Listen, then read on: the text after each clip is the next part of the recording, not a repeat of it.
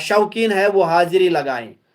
حضرت ابو ہریرہ رضی اللہ تعالیٰ بیان کرتے ہیں کہ میں نے رسول اللہ صلی اللہ علیہ وسلم سے پوچھا، لوگوں میں سب سے زیادہ وہ کون شخص، وہ کون خوش نصیب ہوگا جس کے حق میں روز قیامت آپ شفاعت کریں گے؟ یعنی اس سوال کا جواب ہمیں کسی مفتی سے لینے کی ضرورت نہیں ہے، کسی عالم سے لینے کی ضرورت نہیں ہے، بلکہ اس سوال کا جواب 1445 سال پہلے رسول اللہ صلی اللہ علیہ وسلم نے خود دیا ہے۔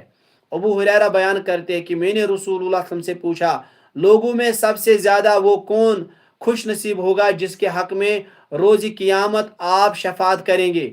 تو آپ صلی اللہ علیہ وسلم نے فرمایا، اے ابو ہریرہ، مجھے یقین تھا کہ اس بارے میں تم ہی سوال کرو گے، کیونکہ تمہیں احادیث سننے کا زیادہ شوق رہتا ہے۔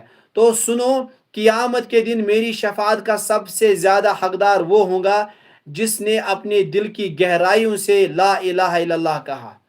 تو لہذا من مات یشرک باللہ شیئا دخل النار، جو انسان مرا اس دنیا